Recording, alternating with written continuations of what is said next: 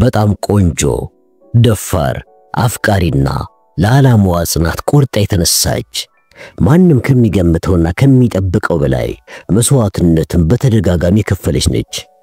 አሁን ግን የዓለምን ሁኔታ በሙሉ ሊቀይር የሚችል ክስተትን ለመከላከል እንዲቻል ከፍተኛ አደራ እሷ ላይ ተጥሏል። ታዲያ ይህንን ከፍተኛ አደራ ትወጣው ይሆን? በሚገርም ሁኔታ ለዚህ ከፍተኛ ተልዕኮ የተመረጡ ጃክ ዳውስ ወይም የሌሊት ወፎች በመባል የሚጠሩት 6 ሴት ሰላዮች ናቸው። ከነሱም ውስጥ መሪዋ ሴቷ አነር የምትባሏ ስትሆን በስሯ ያሉት እንደሷ ቆንጆ የሆኑና በተለያየ ሙያ ማለትም በኢንጂነርነት፣ በፈንጂ ኤክስፐርትነት፣ በአልሞ ተኳሽነትና በነፍሰ ገዳይነት ከእስር ቤት ለዚህ ሥራ ተብለው የወጡ ይገኙበታል። ታዲያ እነሱ የሚደርስባቸውን እንግልትና መከራ አሸንፈው ዓላማውን ያሳኩ ይሆን? የተከበራችሁ ውድ ቤተሰቦቼ እንደምን ከርማችኋል? እነሆ ዛሬ ይህንን በመሰለ ምርጥ የስለላ መጽሐፍ ተከስቻለሁ። እንስቷ ሰላይ ወይም ሴቷ አነር የተሰኘው ይሄ ድንቅ መጽሐፍ ተጸንሶ የተወለደው በሰላ ብዕሩ ከሚታወቀውና ከዚህ በፊት በእኛ ቻናልም ሾተላዩ ሰላይና ጠላፊዎቹ በሚል ተጽፈው ወደ እናንተ ያደረስናቸው መጽሐፎች ደራሲ በሆነው ኬን ፎሌት ተጽፎ በ2002 ዓመተ ምህረት በተርጓሚ ፋሲካ ግዛው ወደ ሀገርኛ የተመለሰውን ይህንን ዘመናዊ ሽሬ መጽሐፍ ይዤ ወደ እናንተ በመቅረቤ ደስታዬ ወደር የለውም። ለሚኖረንም ቆይታ ከወዲሁ እያመሰገንኩ ወደ ዝግጅት ያልፋለሁ።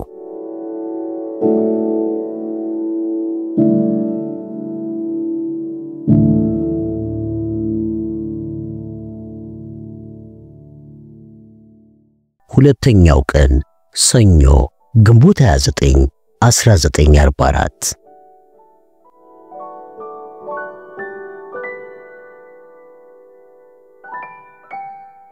ዲያተር የጀርመኑ የደህንነት ባለሙያ በወጣት ረዳቱ በመቶ አለቃ ሃንሳሴ ታጅቦ ግዙፍ መኪናውን በድቅድቅ ጨለማ ውስጥ አከነፋት። መኪናው 10 ዓመት ቢሆነውም ኃይለኛው ባለ 11 ሊትር ሞተሩ ብርቱ ነበር። ትላንትና ምሽት በመኪናው ላይ በጥይት የተበሳሱ ቀዳዳዎች ሲያገኝ በሳንት ሴሴሊ ያጋጥሞት የነበረውን ውጊያ አስታወሰው። የመኪናዋ ውስጣዊ ሞተር አካል አደጋ ያልደረሰበት ሲሆን መኪናዋን ያዥጎረጎራት የጥይት ቀዳዳ አንድ የፐርሺያ ወታደር ፊት ላይ እንዳለው የፊት ንቅሳት ውበት እንዳጎናጸፋት ገመተ። ዲያተር በኃይለኛ ወንበር ላይ በእንቅልፍ እያንጎላጀ ተቀምጦ አንዳንዴም በኮረኮንቹ የገጠር መንገድ ላይ በምትነጥረው መኪናቸው ድምጽ እየበረገገ የወደፊት ሕይወቱን ለማለም ይሞክር ነበር። የተባበረው ኃይል ወራሪውን ጦር አባሮ ፈረንሳይን ይቆጣጠራት ይሆን እንዴ? ጀርመን ትሸንፋለች ማለት እንኳን ዘበት ነው። ምናልባት ጀርመን ከያዘቻቸው ግዛቶች ፈረንሳይንና ፖላንድን መልሳ አስረክባ ኦስትሪያንና ቼኮስሎቫኪያን ግን እንዲያዘች በመቅረት እርቅ ሊወርድ ይችላል። ያ ከሆነ ደግሞ ሰየው ነው ሲል አሰበ። ያን ቀን ቀደም ሲል ኮሎኝ ከተማ ውስጥ ከባለቤቱና ከቤተሰቡ ጋር የነበረውን የተረጋጋ ሕይወት ፓሪስ ውስጥ ስቴፋኒን ካየ ጀምሮ ተመልሶ እንደማያገኘው ገምቷል። ለዲያተርም ሆነ ለጀርመን እፎይታና ደስታ የሚሰጣቸው ነገር ቢኖር የጀነራል ሮሜል ሰራዊት ገፍተው የመጡትን የተባበሩትን ኃይል ሰራዊቶችን ደምስሶ ማስወጣቱ ብቻ ነበር።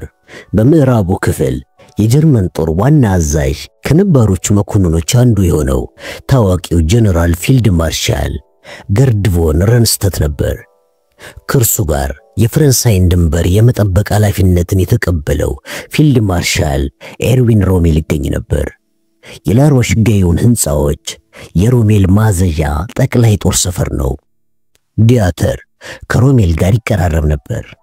ሁለቱም የመምህራን ልጆች ሲሆኑ የሮሜል አባት የትምህርት ቤት ርዕሰ መምህር ሆኖ አገልግሏል። ሁለቱም የጀርመንን ወታደራዊ የበላይነት ስሜት እንደ ቮን ረንስተት ከመሳሰሉ ሰዎች ለመማርም እድል ገጥሟቸዋል።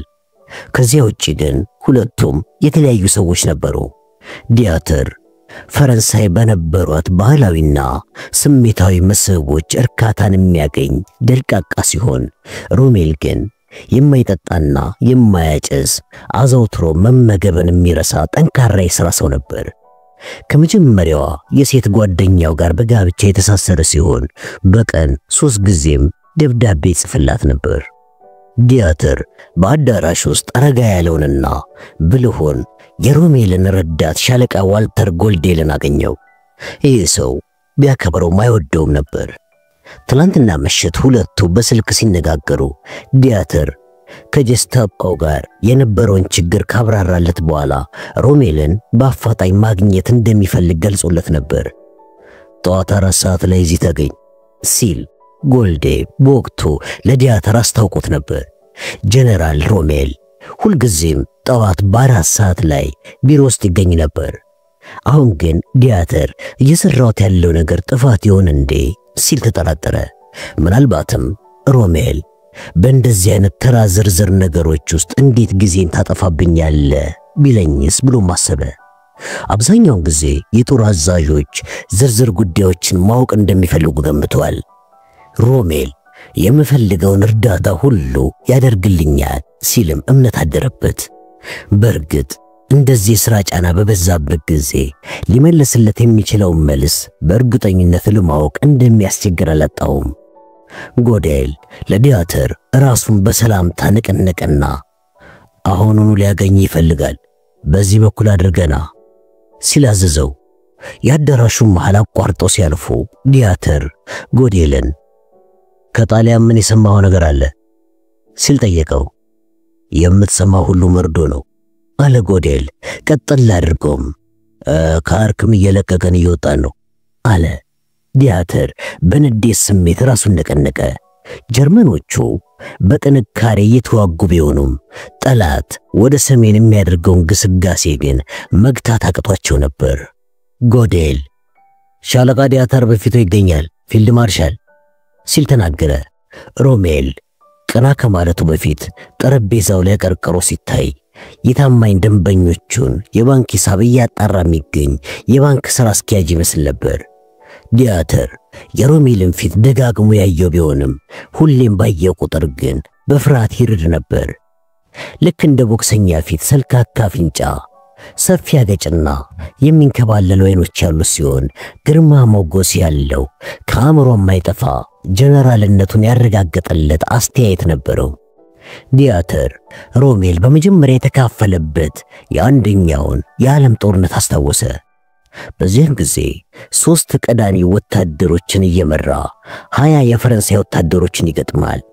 ሮሜል ግን ከመሸሽና ተጨማሪ ኃይል ከመጠየቅ ይልቅ ተኩስ ከፍቶ ጠላቶቹን እንደመሰሳቸው ከዚያም ጦርነት በእድል ለመትረፍ ቻለ። ዲያትር እድለኛ ጀነራሎችን ላኩልኝ ሲል ናፖሊዮን የተናገረውን ጥቅስ አስታወሰ። ከዚያን ጊዜ ወዲህ ሮሜል በፍርሃት ታቅዶ ከሚፈጸም ጥቃት ይልቅ በድንገት ማጥቃትን ይመርጥ ነበር።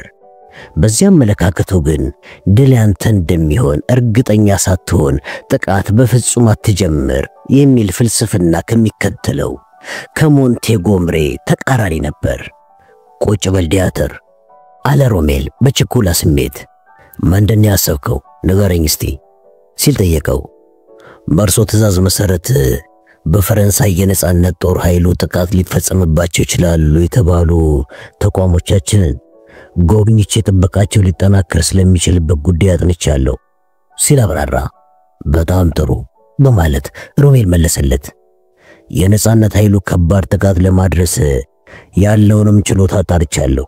ለሚደርስብን ወረራ የምንሰጠውን ምላሽ ሊገቱት ይችላሉ ወይ የሚለውንም መርምሬያለሁ ሲል የደረስክበት መደምደሚያ ታዲያ ምንድነው ሲል ጠየቀ ሮሜል።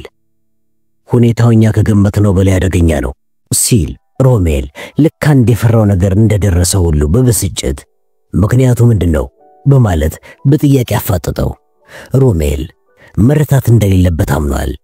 ዲያትር ረጋ ለማለት ሞከረና ትናንትና ሴንት ሴሳይል ላይ የደረሰውን ጥቃት፣ በጥቃቱ ላይ ጠላት የነበረውን አስደናቂ የማጥቃት እቅድ፣ የጦር መሳሪያ ብዛትና ከሁሉም በላይ ደግሞ የተዋጊዎቹን ብልህነት ዘረዘረለት። በገለጻው የተወው ነገር ቢኖር የገጠመችውን ቆንጆ ልጅ ልብ ማብራራቱን ነበር። ሮሜል ተነሳና ወደ ግድግዳው ስዕል አመራ። ስዕሉ ላይ ቢያፈጥበትም ከማፍጠጥ በስተቀር እያየው እንዳልነበረ ዲያተር እርግጠኛ ነበር። ይህን ጉዳይ ስፈራው ነበር አለ ሮሜል፣ ልክ ለራሱ የሚያወራው ይመስል ድምፁ የመንሹካሹክ ያህል እየተሰማው። ማንኛውም ወረራ ተንቀሳቃሽና ከሁኔታዎች ጋር ተለዋዋጭ እስከሆኑ ድረስ ባሉት ጥቂት ኃይሎች መደምሰስ ይችላለሁ። ነገር ግን የግንኙነት መስመሮች ለተቋረጡ ከሆነ ለሽንፈት መዳረጌ ነው ሲል አብራራ ሮሜል። ጎዴል በሮሜል ንግግር በመስማማት ራሱን ነቀነቀ። ዲያተር የስልክ ማስተላለፊያ መስመራችን ላይ የተደረገውን ጥቃት መልሰን ለማሸነፊያ ጥሩ አጋጣሚ እንዲሆንልን ማድረግ እንችላለን አለ። ሮሜል የቅሬታ ፈገግታውን እያሳየ ወደሱ ዞረና አይ አምላኬ፣ የጦር መኮንኖች ሁሉ እንዳንተ ቢሆኑ ምን ነበረበት? እሺ ቀጥል እስኪ፣ ይህን እንዴት ነው ማድረግ የምንችለው ሲለው ዲያተር ውይይቱ እሱ በሚፈልገው ሁኔታ እየሄደ መሆኑን ተገነዘበ። የታሰሩትን እስረኞች በመረምራቸው ሌሎች ሲረዷቸው የነበሩትን ቡድኖቻቸው ሊጠቁሙ ይችላሉ። እንደ ዕድልም ሆኖ ወረራ ሊፈጸምብን ከመቻሉ በፊት ጦሩ ላይ ከፍተኛ አደጋ ማድረስ እንችላለን ሲል ገለጸ። ሮሜል ተጠራጠረውና ያ እንኳን ጎራ መንዛት ይመስላል አለ። የዚህ ጊዜ ዲያተር እጢው ዱብ አለ። ሮሜል ማብራሪያውን ቀጠለና ይህንን ያለ ሌላ ሰው ቢሆን ኖሮ አባረረው ነበር። አንተ ግን በበረሃው ውስጥ የሰራኸውን ስራ አውቃለሁ። ሰዎች ራሳቸው እንኳን የሚያውቁት የማይመስላቸውን ነገር አስለፍልፋቸዋል አለው። በዚህ ጊዜ ዲያተር ተደሰተ።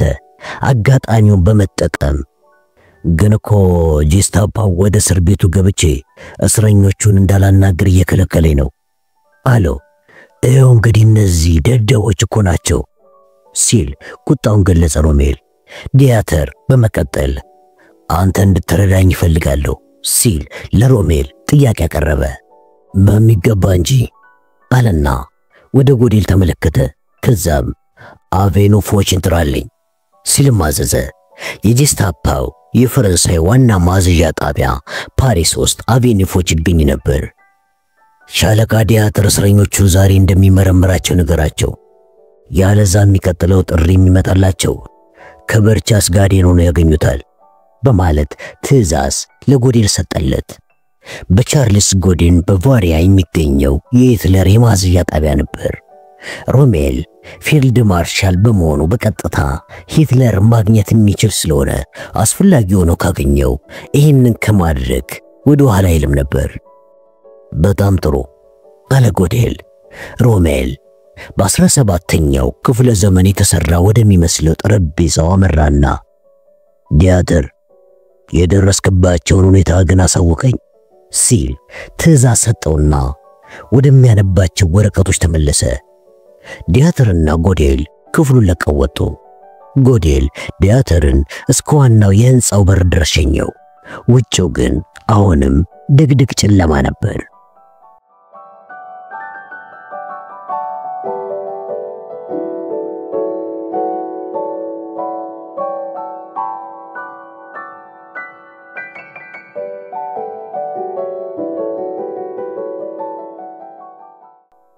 ፍሊክን የያዘው አውሮፕላን ከሎንዶን ከተማ በስተሰሜን 50 ኪሎ ሜትር ርቆ ቤርድፎርድ ሻየር ውስጥ ከምትገኘው የላንዲ መንደር አጠገብ በሚገኘው የእንግሊዝ አየር ኃይል ቴምፕስፎርድ አየር ማረፊያ አረፈ። ኢንግላንድ መግባቷ አፉ አካባቢ ከተሰማት ቀዝቃዛ አየር መረዳት ችላ ነበር። ይሄ አገሯ ቢሆንም ፈረንሳይን ግን ወዳት ነበር። የአየር ማረፊያውን ስታቋርጥ ልጆና ከበዓል የሽርሽር ጉዞ ሲመለሱ የነበረ ሁኔታ ታወሳት። በዚያን ጊዜ ከሽርሽር ጉዞአቸው ተመልሰው ልክ ቤታቸውን እንዳዩት እናታቸው ቤትን ለቆ ሽርሽር መሄድ ጥሩ ነገር ነው፣ መመላለስም እንደዚያው የምትለው አባባል ነበራት። በዚህ ለየት ባለ ጊዜ እናቷ ያለቻቸው ነገሮች ወደ አእምሮ አመጡባት። የኤፍኤንዋይ የ10 አለቃ ዩኒፎርም ልብስ የለበሰች ሴት ጃጓር መኪና ይዛ ፍሊክን ወደ ለንደን ልትወስዳት እየተጠጋቻት ነበር። ፍሊክ በጃጓሩ የቆዳ ወንበር ላይ ተመቻችታ እንደተቀመጠች የዚህ መኪና ምቾት ልዩ ነው ስትል ተናገረች። በቀጥታ ወደ አርቻርድ ኮርት ልወስድሽ ነው። እዛንቺ የምታደርግላቸውን ገለጻ ለመስማት እየጠበቁ ነው አለች ሹፌሯ። ፍሊክ አይኖቿን አሻሸችና ወይ ጌታዬ እንቅልፍ የሚያስፈልገኝ አይመስላችሁም እንዴ ስትል ቅሪቷን ገለጸች። ሹፌሯ ምንም አልመለሰችላትም። ከዚያም የወሬ ርዕሷን ቀየረችና ተልኮሽ የተሳካ እንደነበረ ተስፋ አደርጋለሁ ሻለቃ አለቻት። እስናፍ ነበር አለች ፍሊክ። ይቅርታ አልገባኝም ምን ማለት ነው ስትላት እስናፍ ማለት አጽንቶ ጽሑፍ ነው። ሲተነተን ትርጉሙ በተለመደ ሁኔታ ሁሉም የተጠናቀቀ ማለት ነው ስትል መለሰችላት። ሾፌሯ ዝም አለች። ፍሊክ ሴትየዋ በንግግር የተበሳጭታ ይሆን እንዴ ስትል አሰበች። የወታደሮች ቋንቋ እንግዳ የሚሆንባቸው ሴቶች መኖራቸውን ማየቷ አስደስቷት የገጠር ውብ ቤቶችን እያየች ነበር። ይህ ስሜቷ ግን ወደ ፈረንሳይ ለመመለስ አዲስ ቁርጠኝነት እንቀሰቀሰባት። እዛ የሚገኘውን የገጠር ሕንፃ በድጋሚ ለማጥቃት ሌላ ዕድል ፈልጋ ነበር። በሳንት ሲሳይል ሞተው ወይም ተማርከው የቀሩትን ጓደኞቿን አልበርትን፣ ትንሹን በርትራንድን፣ ቆንጆዋን ጄኔቭን አስታወሰቻቸው። በጭንቀት የተዋጡትን ወይም በሐዘን የተቆራመዱትን ቤተሰቦቻቸው መጡባት። ይህ መስዋዕትነታቸው ያለ ፍሬ እንደማይቀር ለራሷ ቃል ገባች። ይህንን ውሳኔዋን ግን ዛሬ ተግባራዊ ማድረግ እንዳለባት አመነች። ዛሬውኑ ለአለቆቿ ገለጻ መስጠት እንድትጀምር መደረጉ ደግሞ ጥሩ አጋጣሚ ሆኖ አገኘችው። ምክንያቱም አዲሱን እቅዷን ለአለቆቿ ለማስረዳት እድል ስለምታገኝ ነበር።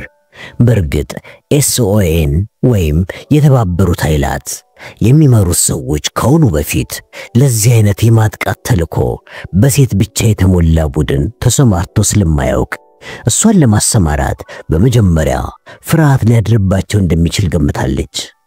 የሰሜን ለንደን ዳርቻ ሲደርሱ ጊዜው በደንብ ነክቶ የነበረ ሲሆን የሥራቸው ባህሪ ጠዋት የሚያስነሳቸው ፖስተኞች፣ ወተት የሚያመላልሱ የወተት ቤት ሰራተኞች፣ ወደ ሥራቸው የሚያመሩ የባቡርና የአውቶቡስ ነጆች ይታዩ ነበር።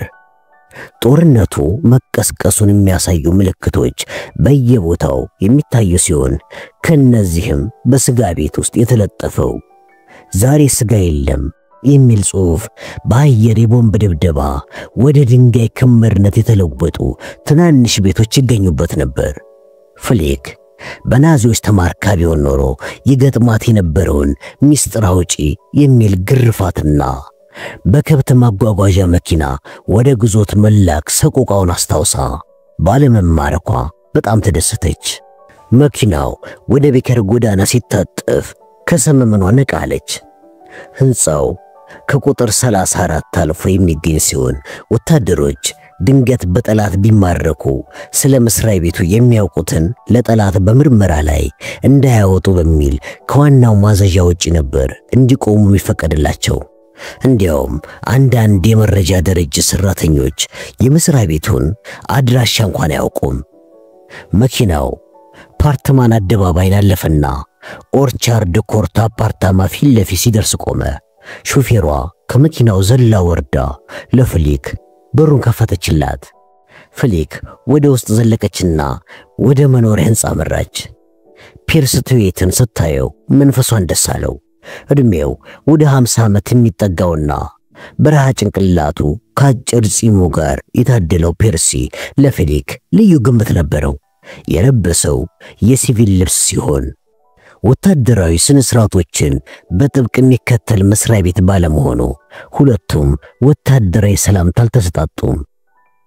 የፊትሽን መጨፍገግ ሳየው ተልኮሽ የከሸፈ ይመስለኛል አላት። ፒርሲ ሲናገር ድምፁ ለፍሊክ በጣም ትትና ያለ ሆኖ ተሰማት። በትልኳ ገጥሟት የነበረው አደጋ በድንገት ሲታወሳት አይኖቿ በእንባ ተሞሉ። ፒርሲ አቀፋትና ጀርባዋን መታ መታ እያደረገ አባበላት። ፊቷን አሮጌው ጃኬት ውስጥ ቀበረች። በጣም ጥሩ፣ የምትችይውን ሁሉ እንዳደረግሽ አውቃለሁ አላት። አምላኬ፣ እኔ ግን እንደዚህ አይነት ልጅ በመሆን ያዝናለሁ ስትል ምሬቷን ገለጸች።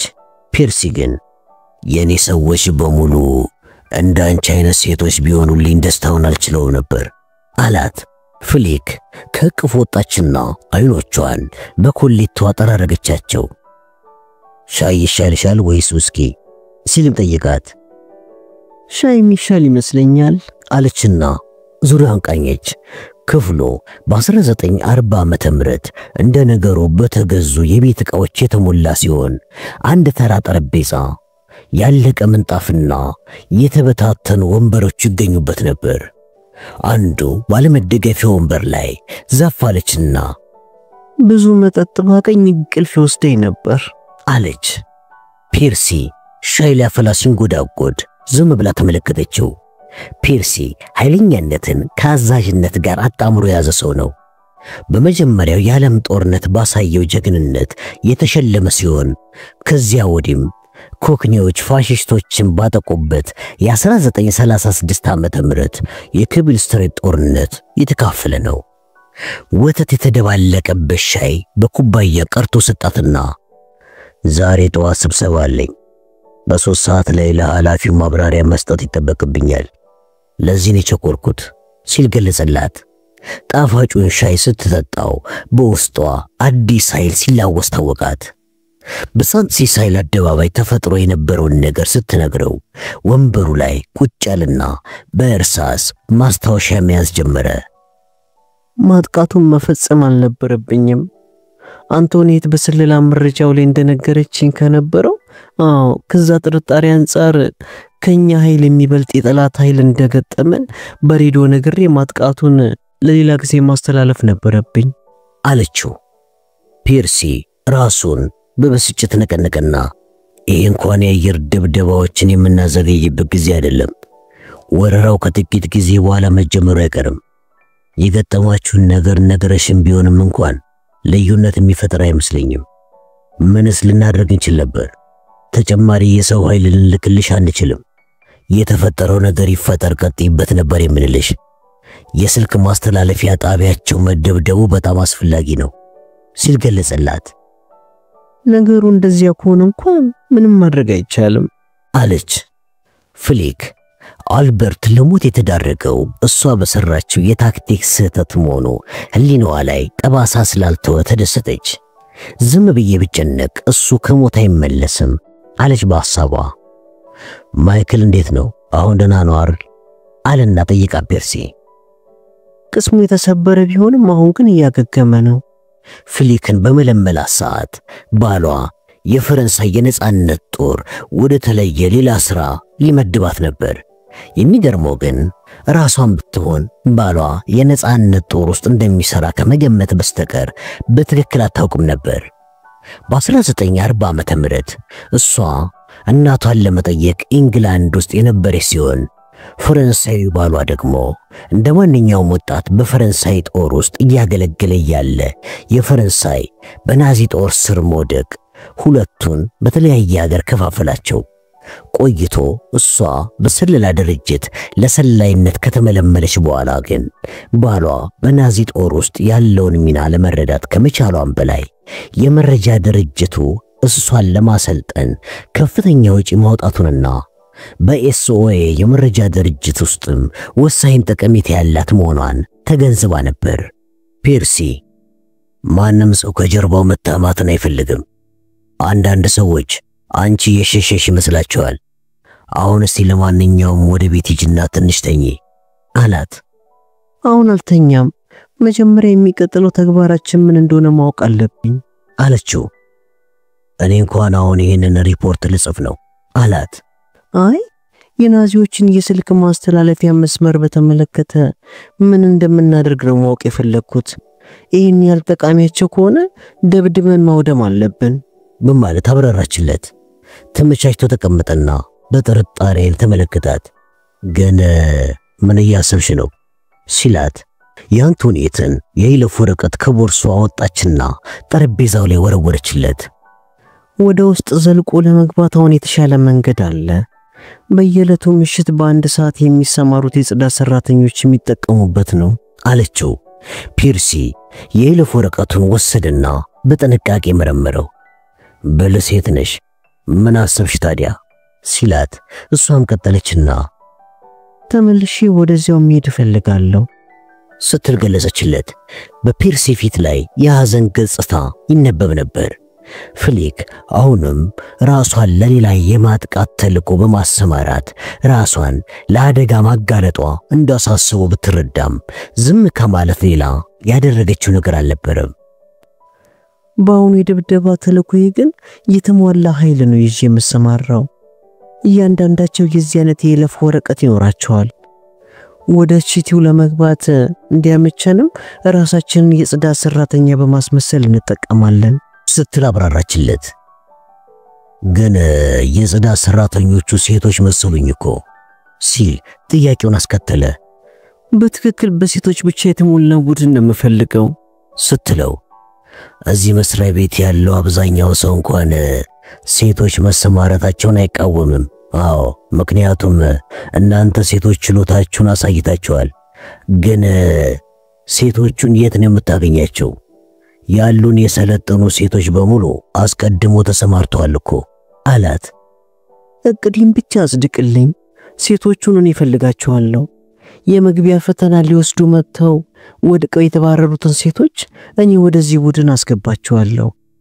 ፈተና ወድቀው የተባረሩትን ሴቶች ዝርዝር ፋይል መቼም ሳይኖር አይቀርም አይደለም አለችው።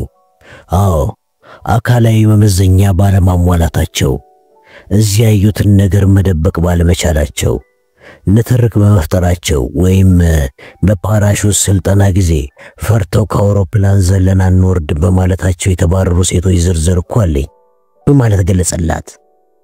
ምንም አይደል እኔ አሰልጥኛ አሰማራቸዋለሁ አለችው ኮስተር ብላ። በሐሳቧ ግን እነሱን አሰልጥነን የምንካፈለው ወረራ ቢከሽፍ አውሮፓን አጣናት ማለት ነው። ይህ የመጨረሻ ዕድላችን ሲሆን ያለ ሌላ ኃይላችንን በጠላት ላይ ማሳረፍ አለብን ስትል አሰላሰለች። የህብረት ጦር አባል የሆኑ የፈረንሳይ ሴት ወታደሮችን ለዚህ ተግባርሽ ማሳተፍ አትችይም እንዴ በማለት ፒርሲ ጠየቃት። ፍሊክ ይህን ሐሳብ ደጋግማ አስባበት የሰነዘረችው ነገር ነበር። የጥቂት ሳምንታት ጊዜ ቢኖረኝ ከተለያየ ህብረት ጦር ክፍሎች የተወሰኑ ሴቶችን አውጣጥቼ አንድ ቡድን መሰረት ነበር። እነሱን ፈልጎ ማግኘት ግን ይከብዳል አለችው። ያም ቢሆን ግን ይቻላል። ሴቶችን ካገኘን እያንዳንዳቸውን ፎቶ ያለበት የሐሰት ወረቀት እናዘጋጅላቸዋለን። ያንን እዚሁ በአንድ ወይም በሁለት ቀን ውስጥ ማዘጋጀት እንችላለን። ነገሩ እንኳን ያን ያህል የሚቀል አይመስለኝም አለና መልሶ ደግሞ ግን እኮ ትክክል ነሽ። እዚህ ፎርጅድ መስሪያ ክፍላችን ያሉ ሰራተኞቻችን እንኳን የይለፍ ወረቀት ሌላ ተአምር ይሰራሉ።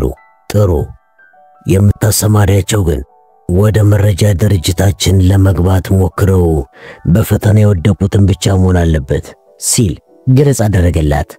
ፍሊክ በሐሳቧ ፒርሲ ስለተስማማ የአሸናፊነት ደስታ ተሰማት። ፒርሲ ንግግሩን ቀጠለና ግን ይሄ ቅድም ይፈቀድልሽ ፈረንሳይኛ ቋንቋ የሚናገሩ በቂ ሴቶች ማግኘትና ማሰማራት ትችያለሽ በሚል እምነት ነው። ተግባባን አይደል? ደግሞ የስልክ ማስተላለፊያ መስመሩን የሚጠብቁት የጀርመን ወታደሮች ቢሆኑ የጽዳት ሰራተኞቹን አይለዩአቸውም እንዴ ሲል አከታትሎ ጠየቃት። የጽዳት ሰራተኛ ሴቶች እኮ በየቀኑ ይቀያየራሉ። ሁሉም በየቀኑ አይሰሩም። ጠባቂዎች ወታደሮቹ በየቀኑ ማን እንደሚያጸዳ ለይተው አያውቁም። እንደዛ እንኳን አይመስለኝም። ወታደሮች ሲባሉ በአብዛኛው ያገኙት ሴት ሁሉ ለወሲብ የሚመኝ የፍትወት ፍላጎትና አላቸውን ያዞራቸው ወጣቶች ናቸው። ስለዚህ እዚያ የገጠር ህንጻ ውስጥ ያሉት የጀርመን ወታደሮች ከሴቶቹ ጋር ሳይግባቡ አይቀሩም አላት። ትላንትና ምሽት ወደ ገጠሩ ህንጻ ሲገቡ የነበሩ ሴቶችን አይቻቸዋለሁ። ከወታደሮቹ ጋር ሲሳሳቁ አላየሁም። ያም ቢሆን ግን ጠባቂ ወታደሮቹ አዲስ የጽዳት ሰራተኞችን አይለዩም ብለሽ እርግጠኛ መሆን አትችይም። እርግጠኛ ልሆን ባልችልም ግን ቢነቁም ባይነቁም እድሌ ለመሞከር ግን ሙሉ ድፍረት አለኝ አለችው ፍሊክ። እሺ የሆነሱንና ግቢ ውስጥ ያሉት የፈረንሳይ ዜጋ ሰራተኞችስ የጽዳት ሰራተኞቹን አይለዩአቸውም እንዴ ታዲያ? የስልክ ማዞሪያ ሰራተኞቹም ቢሆኑ ፈረንሳውያን ሴቶች ናቸው። ጥቂቶቹ የስልክ ሰራተኞች እዛ አካባቢ ነዋሪዎች ቢሆኑ አብዛኞቹ ግን ከኪራይስ በአውቶቡስ የሚመጡ ናቸው ስትል መለሰችለት። ደግሞም እኮ ጥቂቶቹ እንጂ ሁሉም የፈረንሳይ ዜጋ የኛን የተባበረውን ሰራዊት አይደግፉም። ያን ደግሞ እኔም አንቺም እናውቃለን። የናዚዎችን ሐሳብ የሚደግፉ የተወሰኑ ፈረንሳውያን አሉ። በእንግሊዝም ቢሆን ዛሬ ተተዋል እንጂ ናዚዎች ዘመናዊ መንግስት ያመጡልናል ብለው የሚያስቡ ቂል እንግሊዛውያን እንደነበሩ ይታወቃል በማለት አብራራላት። ፍሊክ በሐሳቡ አለመስማማቷን ራሷን ነቅንቃ ገለጸችለት። ፔርሲ በናዚዎች ወደ ተያዘችው ፈረንሳይ ሄዶ አያውቅም። አስታውስ፣ ፈረንሳዮች ላለፉት 4 ዓመታት በናዚዎች ተገዝተዋል። እዛ ያለው ፈረንሳይ ሁሉ የኛን ጥቃት መክፈት እየተጠባበቁ ነው። የስልክ ሰራተኞች ሴቶቹም የኛን የጽዳት ሰራተኞች ሆኖ ሸውዶ መግባት ቢያዩ እንዳላየ ነው የሚሆኑት አለችው ፍሊክ።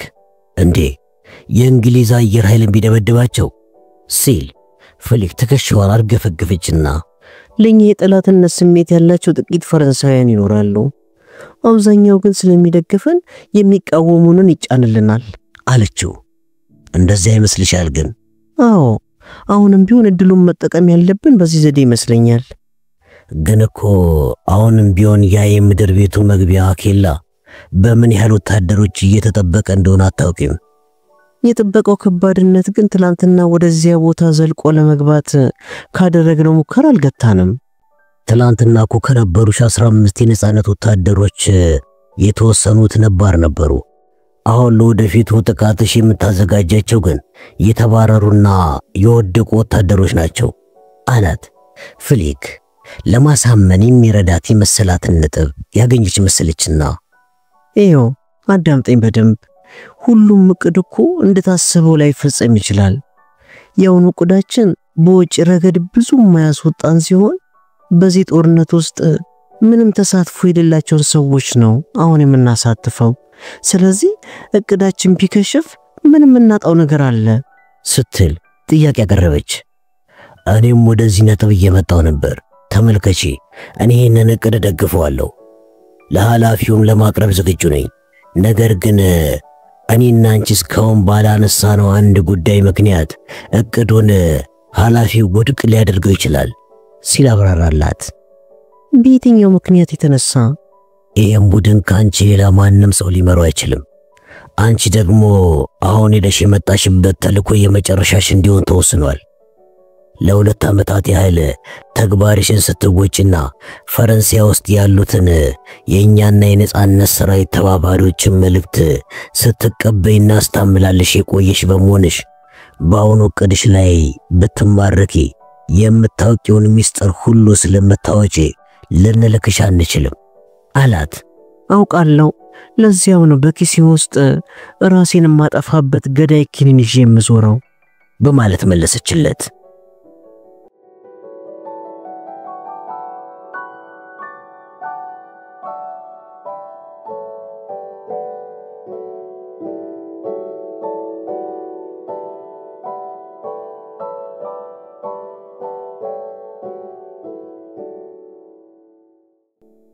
ፈረንሳይ ለመውረር እየተዘጋጀ ያለው የ21ኛው የተባበሩት ኃይል ሰራዊትና ዋና አዛዥ የሆኑት ጀነራል ሰር በርናርድ ሞንቴጎምሬ በምዕራብ ለንደን በአንድ ተማሪዎች የተሻለ ደህንነት ወደሚያገኙበት የገጠር ቦታ በሄዱበት ትምህርት ቤት ውስጥ ጊዜያዊ ዋና ጦር ሰፈራቸውን መስርተው ነበር።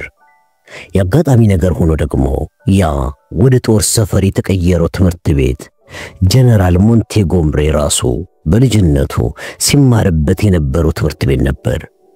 በትምህርት ቤቱ አዳራሽ ውስጥ ታላላቆች ተሰብሳቢዎች ሁሉ በተማሪዎቹ ዲስኮች ላይ ተቀምጠው ስብሰባቸውን የሚያደርጉ ሲሆን ከነሱ መካከል ጀነራሎች፣ ፖለቲከኞች፣ እንዲሁም በአንድ አጋጣሚ ደግሞ የእንግሊዝ ንጉሥ ራሳቸው ተገኝተው ነበር። ብሪታንያዊ ይሄ አስደሳች ቢሮ ነው ብሎ ያስቡ ነበር። ከበስተ ማሳቹሴትስ የመጣው ፖል ቻንስለር ነገሩ ሁሉ እርባና ቢስ ነው ብሎ ያስብ ነበር። ጥቂት አዳዲስ ወንበሮች ለስብሰባው ማምጣት ይችል እንደነበር አላጣውም። እንግሊዞች ምን ያህል የማይጨነቁ እንደሆኑ ለማሳየት ሲሞክሩ እንጂ የሚያስጠሉት፣ ከዚያ ውጪ ግን ይወዳቸዋል። ፖል ከጀነራል ሞንቴጎምሪ የግል ረዳቶች አንዱ ነበር። አብዛኞቹ ሰዎች ፖል ለዚህ ኃላፊነት የበቃው አባቱ ጀነራል ስለነበረ ነው ብሎ ቢያስቡም ግምታቸው ግን ስህተት ነበር።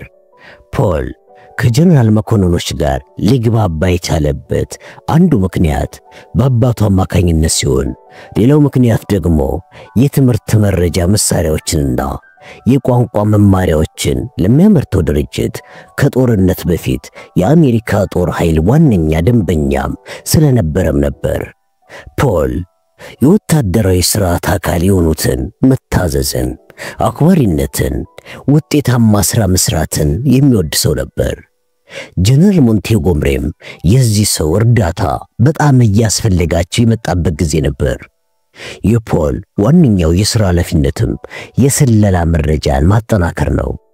ግለሰቡ ከፍተኛ ማደራጀት ችሎታ ያለው ሰው ስለሆነ ሞንቴጎምሪ የሚፈልጋቸው የመረጃ ሪፖርቶች በሰዓቱ ጠረጴዛው ላይ መገኘታቸውን የሚያረጋግጥ ሲሆን፣ ዘግይተው የሚመጡ መረጃዎችን በመከታተል ከከፍተኛ የስለላ ሰራተኞች ጋር ጀነራል ሞንቴጎምሪን ወክሎ ስብሰባ ማድረግና ማጣራት የሱ የሥራ ድርሻ ነበር።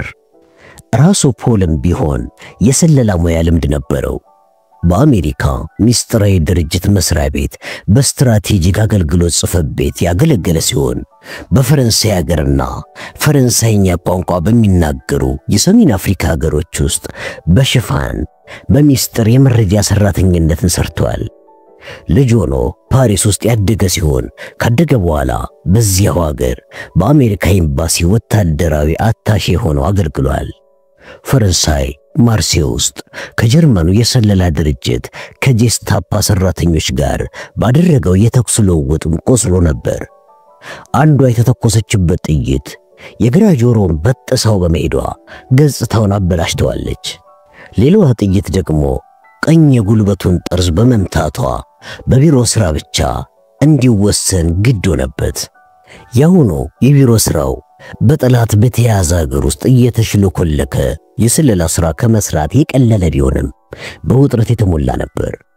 ከናዚ ጋር የሚያደርጉትን ጦርነት ወደ ፍጻሜ የሚያደርሰውን ኦቨርሎድ የተባለ የጦርነት ዕቅድ እያወጣ ነበር። ጦርነቱ የሚጀመርበትን ትክክለኛ ጊዜ ከሚያውቁት በዓለም ላይ ካሉ ጥቂት ሰዎች አንዱ ሲሆን፣ ሌሎች ሰዎች ግን ቀኑን መገመት ብቻ ነበር የሚችሉት። በእርግጥ ከጨረቃዋና ከቀኑ ብርሃን እርዝመት አንጻር ጦርነቱ ሊጀመርባቸው የሚችልባቸው 3 አመቺ ቀናት ብቻ ነበሩ የነበሩት። የጦርነት ዘመቻው እኩለ ሌሊት በምትወጣው ጨረቃ ማጥቃት ሲጀመር የጦሩ እንቅስቃሴ እንዳይታይ ድቅድቅ ጨለማ የሚያስፈልግ ሲሆን፣ ቆይቶ ግን የመጀመሪያዎቹ አየር ወለዶች ከአውሮፕላኖቻቸው ሲዘሉ የጨረቃ ብርሃን ያስፈልጋቸዋል። ንጋት ላይ ደግሞ ማዕበሉ የሚያስፈልግ ሲሆን፣ የዚህም ጠቀሜታ የሮሜል ጦር በባህር ዳርቻ ላይ ያስቀመጣቸው መሰናክሎች እንዲታዩ ነበር። ከኩለ ሌሊት በፊት ሌላ ዝቅተኛ ማዕበል የሚያስፈልግበት ምክንያት ደግሞ ተጨማሪ ጦር ለማስፈር እንዲረዳቸው ነበር።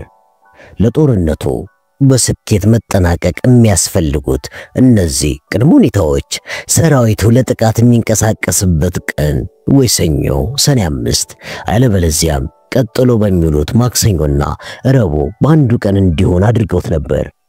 ውሳኔው የአየሩን ጸባይ ተከትሎ በመጨረሻዋ ደቂቃ የሚወሰነው የተባበሩት ጦር ኃይሎች ዋና አዛዥ ጀነራል አይዘንሃወር በሚሰጡት ውሳኔ ብቻ ይሆናል። ከ3 ዓመታት በፊት ፖል በዚህ የተባበሩት ጦር ኃይል ውስጥ አንዱነኛ የሥራ መደብ ለማግኘት ሲጥር ነበር። ዝም ብሎ ቢሮ ውስጥ ተጎልቶ መዋል አስጠልቶት ትጋት የሚጠይቅ መስክ ስራ ላይ መመደብ ፈልጎ ነበር። አሁን ደግሞ እድሜው ከመጨመሩም በላይ የአእምሮ ብስለቱም ከበፊት የበለጠ ነበር። የሁለተኛ ደረጃ ተማሪ ያለ የማሳቹሴትስ እግር ኳስ ሻምፒዮና ላይ አሸናፊውን ቡድን በአምበልነት የመራ ሲሆን ያ ድንቅን ጨዋታ ሲያሳይ የነበረው ቀኝ እግሩ አሁን የለም። ግን አሁን በቢሮ ውስጥ ቢወሰንም ይሄ ድንቅ የማስተባበር ብቃቱ ጦርነቱን በድል አድራጊነት እንዲወጡ የሚረዳቸው መሆኑን አምኖበታል። በአንድ መልኩ ግን እስካሁን በዓለም ላይ ከተደረጉት የጦርነት ዘመቻዎች በጣም ትልቁ የሆነውን ይህንን ዘመቻ የሚያቀደው ቡድን አባል መሆኑ ለራሱም ግርምትን ፈጥሮበታል። በእርግጥ ከግርምቱ ጋር የጭንቀት ስሜት አብሮ እየተሰማው ነበር። ጦርነቶች በእቅዳቸው መሰረት ላይ ፈጸሙ የሚችሉበት አጋጣሚ እንዳለ ቢታወቅም ሞንቴጎምሪ ግን በእቅዱ መሰረት ጦርነቱን ፈጽማለሁ የሚል ሰው ነው። ፖል በበኩሉ በእቅድ አወጣጡ ላይ የሚስታት ነጥብም ሆነች በተደጋጋሚ ያላረጋገጣት መረጃ የተባበረው ኃይል የሚያደርገውን ዘመቻ እንደሚያከሽፈው ያውቃል። የተባበረው ኃይል የሚያሰማራው ኃይል እጅግ በጣም ግዙፍ ሲሆን የምትሰራ ጥቃቅን ስህተት እንኳን የኃይል ሚዛኑን ማዛባት ብቃት ሊኖራት ይችላል። ዛሬ በ4 ሰዓት ፖል የፈረንሳይ የነጻነት ጦር ላይ ለመወያየት 15 ደቂቃ መድቦ ነበር። ሐሳቡን ያመጣው ጀነራል ሞንቴጎምሪ ሲሆን ጀነራሉ ዝርዝር ጉዳዮችን ማየት ልምድ ነበረው። በጀነራል ሞንቴጎምሪ አመለካከት መሰረት ጦርነትን ማሸነፊያ አንድ መንገድ ለጦርነቱ የሚያስፈልገው በቂ ዝግጅት እስከሚጠናቀቅ ድረስ ጦርነቱን ከመክፈት መቆጠብ የሚለው ነበር። ለ4-5 ጉዳይ ሲሆን ሲሞን ፎርቴስኮ ወደ ጦርነት እቅዱ ክፍል ገባ። ሲሞን ከኤም-16 ሚስጥራዊ የስለላ ድርጅት ባለስልጣኖች አንዱ ነው። በረጅም ቁመናው ሙሉ ሱፍ የለበሰው ይህ ሰው በመጠኑ በመስክ ስለሚደረግ ሚስጥራዊ ተግባር ብዙ ላያውቅ ይችላል የሚል ግምት አድሮበት ነበር። ከሲሞን ጋር አብሮ የኤስአይ የመረጃ ድርጅት የበላይ ተቆጣጣሪ በመሆን ከሚያገለግለው ከኢኮኖሚያዊ ጦርነቶች ሚኒስትር የመጣው ኮስታራ ገጽታን የተላበሰው ጆን ግሬቭስ ይገኝ ነበር። ግሬቭስ ጥቁር ጃኬትና አመድማ ሱሪ ዩኒፎርሙን አድርጎ ነበር። ፖል ግሬቭስን እንዳልጋበዘው ያውቅ ስለነበረ ሚስተር ግሬቭስ አንተ ለዚህ ስብሰባ የተጋበዝክ አልመሰለኝም ሲል ጮህበት። ለምን እንደመጣ አሁኑን አስረዳሃለሁ አለና አንዱ የተማሪ ወንበር ላይ ተቀምጦ ሻንጣውን ከፈተ። ጀነራል ሞንቴጎምሪ ድንገተኛ ያልተጠበቁ ክስተቶችን አይወድም። ፖልም ቢሆን የግሬቭስ ሁኔታ ባያስደስተውም ከክፍሉ ውስጥ ሊያስወጣው ግን አልቻለም። ከደቂቃዎች በኋላ ጀነራል ሞንቴጎምሪ ወደ ክፍሉ ገባ። ረጅም አፍንጫና ገባ ያለ ጸጉር የታደለ መጠነኛ ቁመት ያለው ሰው ሲሆን እድሜው 56 ዓመት ቢሆንም ሰውነቱ ግን ከዛ ያረጀ ያስመስለው ነበር። ፖል ሞንቴጎምሪን ይወደዋል። ጀነራሉ ነገሮችን በጣም ዘርዝሮ መመርመር ይወድ ስለነበረ አንዳንድ ሰዎች ትዕግስታቸውን አጥተውበት አዛውንቷ ሴት በማለት እስከ መጥራት ደርሰው ነበር። ፖል ግን የሞንቴጎምሪ ጠንቃቃነት የሰዎችን ሕይወት እንደሚታደግ ያምናል። ከሞንቴጎምሪ ጋር ፖል ያላወቀው አንድ አሜሪካዊ አብሮት ነበር። ጀነራል ሞንቴጎምሪ አዲሱ ሰው ጀነራል ፒክፎርድ ሲል አስተዋወቃቸው። ቀጥል አድርጎም ከኤስኦኤ የመጣው ሰው የት አለ ሲል ጠየቀ ወደ ፖል እያየ። ግሬቭስ በዚህ ጊዜ ከኤስኦኤ የሚመጣውን ኃላፊ ጠቅላይ ሚኒስትሩ ስለጠሩት ወደዚህ መምጣት ባለመቻሉ ይቅርታ ጠይቋል። በሱ ፈንታ እኔ እንድተባበራችሁ ተወክያለሁ አለ። አንተ ልትረዳ መቻልህን እንኳን እጠራጠራለሁ አሉ ጀነራል ሞንቴጎምሪ በቅሬታ ስሜት። ነገር ግን እዚህ ያሉት ብሪታንያውያን እሱ ያልተረዳውን ነገር ለማድረግ እየሞከሩ መሆኑ ተረድተዋል። ምን እያደረጉ እንደሆነ ለመረዳት ፍንጮችን ለማግኘት ተከታተላቸው። ሲሞን ፎርቴስኮ በበኩሉ የሚጠበቀው ሰው ባለመምጣቱ ያሉትን የመረጃ ክስተቶች እኔ ለመሙላት የምችል ይመስለኛል ሲል ተናገረ። ጀነራል ሞንቴጎምሪ የተቆጡ መሰሉ። ለጀነራል ፒክፎርድ ማብራሪያ እንደሚሰጠው ቃል ገብተውለት የነበረ ቢሆንም ማብራሪያውን የሚሰጠው ቁልፍ ሰው ሊገኝ አልቻለም። ይሁን እንጂ በመወነጃጀል ላይ ጊዜ አላጠፉም። ቀጥሎ በመናደርገው ጦርነት በጣም አደገኛዎቹ ጊዜያት በመጀመሪያ የሚገጥሙን ክስተቶች ናቸው ሲሉ ጀነራል ሞንቴጎምሪ አደገኛ አጋጣሚ በማለት ሲናገሩ ለመጀመሪያ ጊዜ መሆኑን ፖል ገመተ። አብዛኛውን ጊዜ ጀነራሉ ያሰበው ሁሉ ልክ እንደ ሰዓት ቆጣሪ ያለ ስህተት የሚፈጸም አድርጎ እንደሚገምት ያውቃል። ለአንዱ የምለው 2 ቀናት ከገደል ጠርዝ ላይ በጣቶቻችን መንጠልጠል ያህል ሳይሆንብን አይቀርም አለ ፖል በሐሳቡ። ጠላቶቻችን ሊያጠቁን የሚችሉበት ምርጥ ዕድላቸው ቢኖር ይሄ ነው። አዎ ጠላትኛን ለመጣል ገደል ላይ የተንጠለጠልንባቸውን ጣቶቻችንን በጫማው ጫፎች ብቻ መንካት ይበቃዋል ሲል ማሰላሰለ።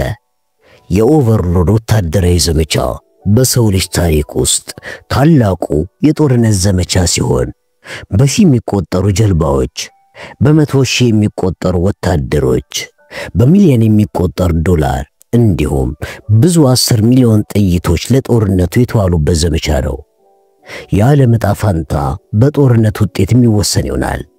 ይሁን እንጂ ለዚህ ዘመቻ የተዘጋጀው ግዙፍ ኃይል በመጀመሪያዎቹ የጦርነቱ ሰዓታት በለስ ካልቀናው ተደምስሶ የሚመለስ ይሆናል። ጠላት ለጥቃታችን ምላሽ ለመስጠት ያለውን ችሎታ ማዳከም መቻላችን ወሳኝ ጠቀሜታ አለው አለና ጀነራል ሞንቴጎምሪ ግሬቭስን ተመለከተው።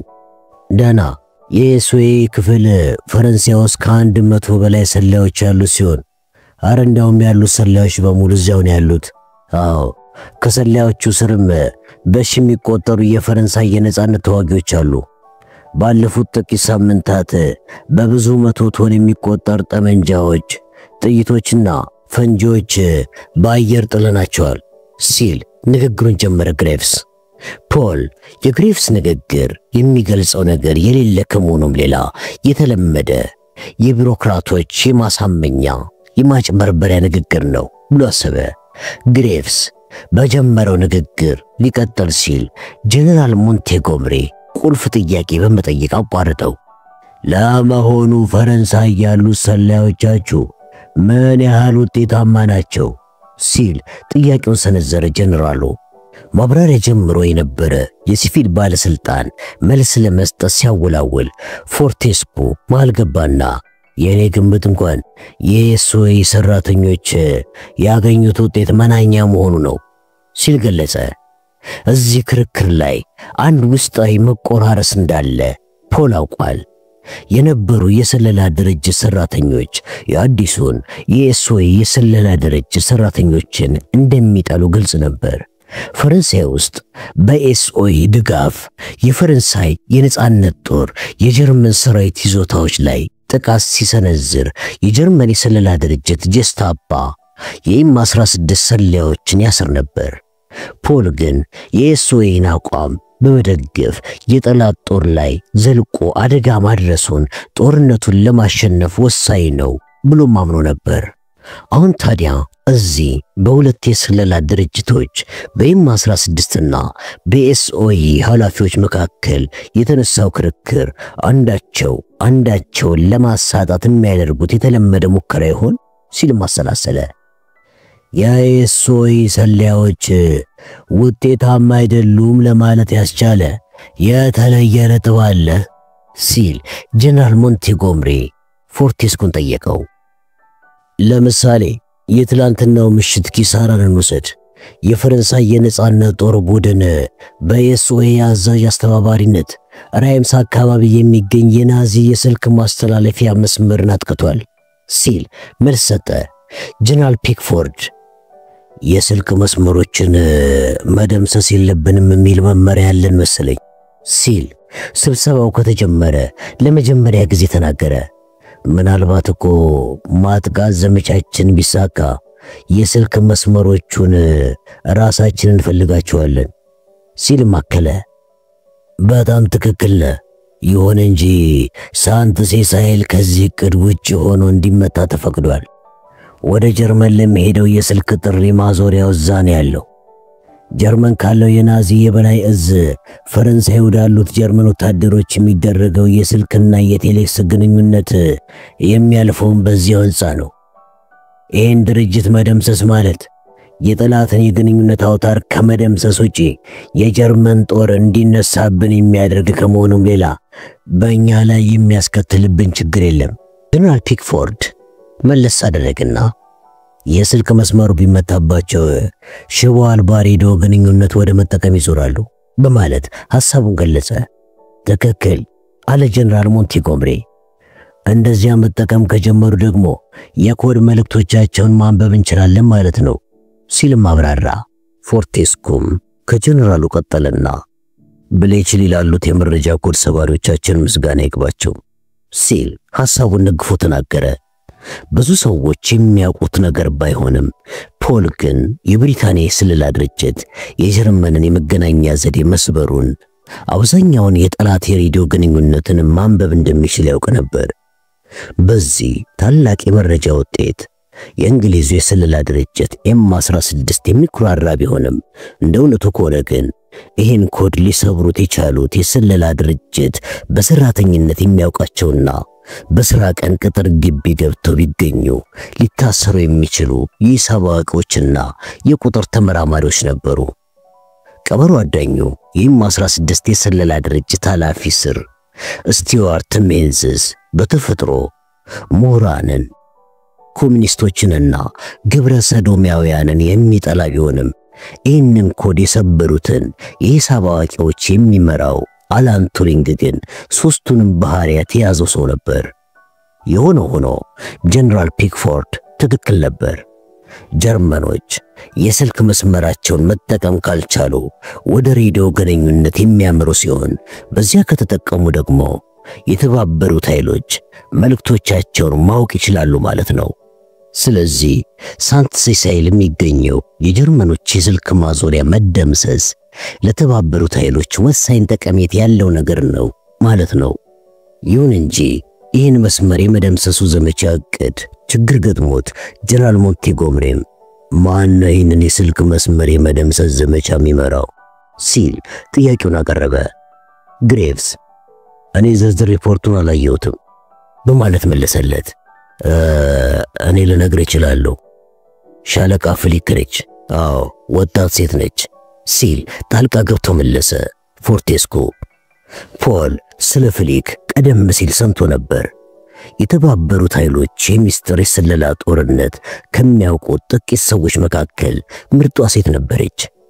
ፈረንሳይ ውስጥ በሽፋን የስለላ ሥራ እየሰራች ከማንም በላይ ሳይነቃባት ቆይታለች።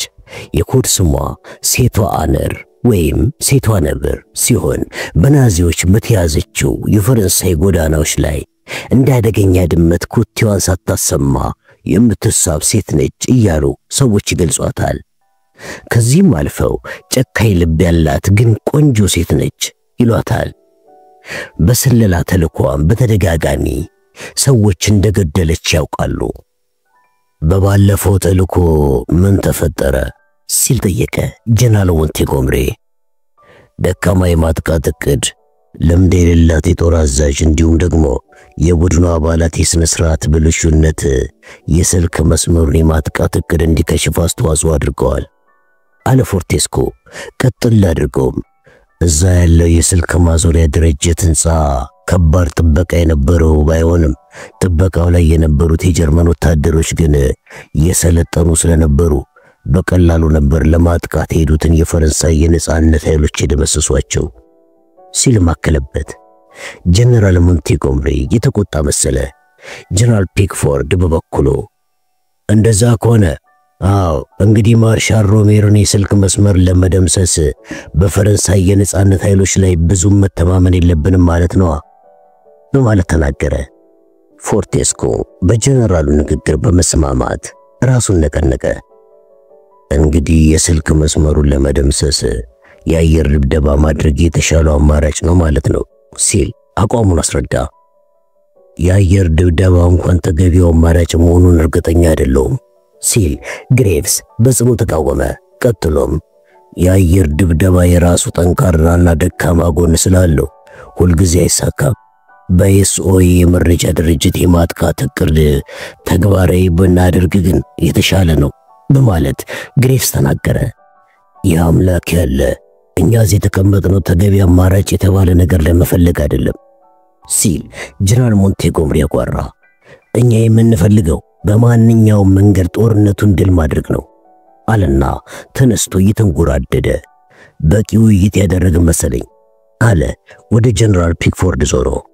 ግሬቭስ በበኩሉ ስለ ስልኩ ማስተላለፊያ መስመር ታዲያ ምን ወሰንን?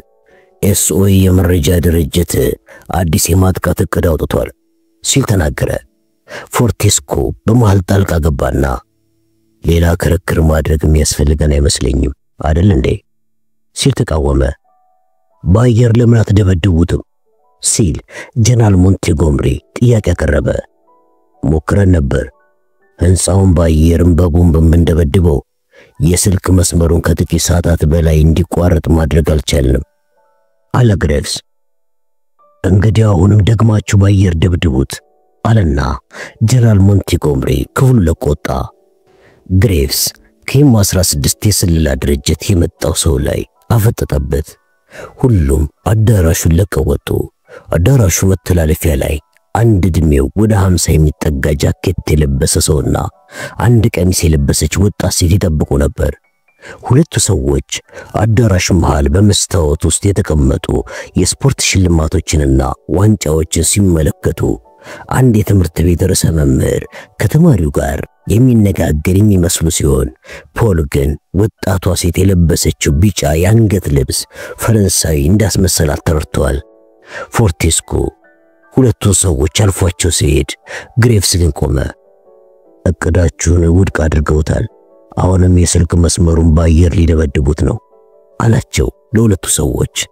ፖል ሴቷ ያቺ ሴቷ ነብር የሚል ኮድ ስም የተሰጣት ሴት መሆኗን ገምቶ በትኩረት ተመለከታት። ሴትየዋ አጥር ያለችና ቀጭን ስትሆን ጸጉሯ የተጠቀለለና ደስ የሚሉ አይኖችን የታደለች መሆኗን ተመለከተ። ሴትየዋ የቀድሞ የተማሪ ወጣትነት ገጽታዋ እየሸሻት ኮስታራ ገጽታ እየተላበሰች ነበር። ያም ሆኖ ግን የወሲብ ፍላጎት የሚቀሰቅሰው ሁኔታዋ ፖልን ከቀሚሶቿ ስር ያለውን ቀጭን ገላ እንዲመኝ አድርጎት ነበር። ወጣቷ ሴት ግሬቭስ ለሰጠው ገለጻ በልህና በቁጣ ስሜት መለሰችለት። የስልክ መስመሩን ሕንፃ በአየር መደብደቡ እኮ ዋጋ የለውም። የሕንፃው የምድር ቤት በብረትና በኮንክሪት የተጠናከረ ነው። ግን ያምላክ ያለ ያንን አይነት ውሳኔ የሚወስኑት ለምንድን ነው ስትል በቅሪታ ጠየቀች። ምናልባት ይህንን ሰው በተጠይቀው የተሻለ መሰለኝ አላትና ሻለቃ ቻንስለር ሻለቃ ፍሊንክና ኮሎኔል ትዌንቲን ብታነጋግራቸው ሲል ወደዚያ መራት። ፖል ግን ሌላ ሰው ላስተላለፈው ውሳኔ መልስ እንዲሰጥ መጠየቁ ቅር አሰኝቶት ነበር። ያለምንም ማባበል መልስ ሊሰጣት ፈለገና ብዙ የምሰጥሽ መልስ እንኳን የለኝም። አንድ የከሸፈብሽ ስለሆነ ሁለተኛ የምትሞክሪበት እድል ሊሰጥሽ አልተፈለገም ሲል መለሰላት። ተናደደችና ፈጠጠችበት። መክሸፍ ስትል ምን ማለት ነው ስትል ጥያቄ ያቀረበችለት። ፖል ራሱ የድንጋጤ ስሜት ተሰማው። ምናልባት ጀነራል ሞንቴጎምሪ ስለ እናንተ ተግባር የተሳሳተ መረጃ ሰምቶ ይሆናል። ግን ሻለቃ ይህን አይነት የከሸፈ ዘመቻ በመምራትሽ ምን ይሰማሻል ሲል ጠየቃት። የተነገረ በእኔ ልምድ ማነስ ምክንያት የማጥቃት እቅዴ እንደከሸፈ ነው ማለት ነው በማለት ሻለቃው መለሰችለት። አሁን ቀርቦ ሲያያት የበለጠ ቆንጆ ሆና ታየችው። በቁጣ ከመጋሏ የተነሳ አይኖቿ ቀልተው ጉንጮቿ ፍም መስለው ነበር። ፖል ቁጣዋን ለማብረድ አሰበና ከልምድ ማነስም በተጨማሪ ያወጣችሁት እቅድ ድክመት ነበረበት አላት። በእቅዳችን ላይ እንኳን እንከን አልነበረበትም በማለት በተቃውሞ መለሰችለት። ፖል አሁንም ደገመና የስልክ መስመሩን የሚጠብቁት ወታደሮች ከናንተ ኃይል ጋር ሲተያዩ የሰለጠኑ ነበር የሚባለውስ በማለት ሲጠይቃት እናንተ ማትረቡ ደንቆሮ አሳሞች ስትል ጩኸቷን አሰማች። ፖል ይህን እንደሰማ ሳያስበው ወደ ኋላው ፈገፈገ። አንዲት ሴት በእንደዚህ አይነት ሁኔታ በፍጹም ተናግረው አታውቅም። እቺ አጭር ሴትዮ ነች ናዚዎችን እንደዚያ ፍርሃት የምትለቅባቸው ሲልም አሰበ። እንደዚያ ነብር መስላ ሲያት በውስጧ ከፍተኛ ቁጣ እንደተቀጣጠለ መረዳት አላደግተውም። ለቀዳችሁ መክሸፍ ምክንያት አንቺ ራስሽ መሆንሽን ታምኛለሽ ማለት ነው? አዎ፣ አንድ ሰው ሌላው ሰው ላጠፋው ጥይት ይህን ያህል ሊንጨረጨር አይችልም ሲል ገለጸላት። ለመናገር አስባ ብትሞክርም ከመንተባተብ በስተቀር ትርጉም ያላቸው ቃላት ለማውጣት አልቻለችም። ዝም ብሎ ሲከታተላቸው የነበረው ኮሎኔል ቱዌት ስለ እግዚአብሔር በለሽ ፍሊክ ለመረጋጋት ሞክሪ ሲል ሊያግባባት ሞከረ። ወደ ፖል ዞረና መገመት እችላለሁ፣ አዎ ስለ ማጥቃት እቅዳችን ዝርዝር ምክንያት ብሎ ይህን ሁሉ የተረከላችሁ ኬም 16 ለላይ መጣው ሲሞን ፎርቴስኩ ነው አይደል ሲል ጠየቀ። ትክክል ነው በማለት መለሰ ፖል ኮስተር ብሎ። እሺ የማጥቃት እቅዱስ በሱ የስለላ ድርጅት መረጃ ላይ ተመስርቶ የወጣ መሆኑን ሲል ሌላ ጥያቄ አስከተለ። እንደዛ የሚል ቃል እንኳን አላወጣም ሲል መለሰለት። አለማለቱን እንኳን ላምን አልችልም። ከዚህ በላይ አንተን ላስጨንቅ አልፈልግም፣ አመሰግናለሁ አለ ኮሎኔሉ። ፖል ውይይታቸው እንዳልተጠናቀቀ ቢያምንም ከሱ በማዕረግ በሚበልጠው ወታደራዊ መኮንን ስብሰባቸው ስለተበተነ ዝም ብሎ ከመሄድ ውጪ አማራጭ አልነበረውም። በይም 16 የስለላ ድርጅትና በኤስኦኤ መረጃ ድርጅት መካከል ያለውን መቆራቆስ ፖል በደንብ ሊረዳው ችሎ ነበር። ከጀነራሎቹ ጋር በተደረገ ውይይት ወቅት ስብሰባውን የራሱን ድርጅት ታላቅነት አግዝፎ ለማሳየት የተጠቀመበትን የኤም 16 ፎርቴስኮ ላይ ፖል ቁጣው ገንፍሎበት ነበር። ከጀነራል ሞንቴጎምሪ ስልክ መስመሩ በኤስኦኤ ከማጥቃት ይልቅ በአየር ለማስደብደብ የሰጠውን ውሳኔ ትክክለኛነት ላይ ፖል እርግጠኛ ሊሆን አልቻለም ነበር። ፖል ወደ ቢሮ እንደተመለሰ አሻግሮ ይመለከታቸው ጀመር። ሻለቃ ፍሊክ አሁንም እጆቿን እያወናጨፈች በቁጣ ስሜት ከኮሎኔል ቱዌት ጋር ለስለስ ባለ ድምፅ ተከራክር ነበር። ልክ እንደ ወንድ እጇን ወገቧ ላይ አድርጋ ስትወያይ ሲያያት ፖል አንድ የሚስብ ነገር እንዳለባት ተገነዘበ። በእጆቹ አቅፏት ጣቶቹን በዚያ የሚተጣጠፍ ሰውነት ላይ ሲያርመሰመሳቸው የሚሰማው ስሜት በአይነ ህሊናው መጣበትና እንደ መክነፍ አደረገው። ምንም እንኳን ጠንካራ ብትሆንም ሴት ነች ሲል አሰበ። ግን እሷ ትክክል ነበረች እንዴ? በአየር ድብደባ ማካሄዱስ ውጤት የለውም ማለት ነው ሲል አሰላሰለ። እነዚህን ጥያቄዎች ለመመለስ ተጨማሪ ማብራሪያ መጠየቅ እንዳለበት ወሰነ።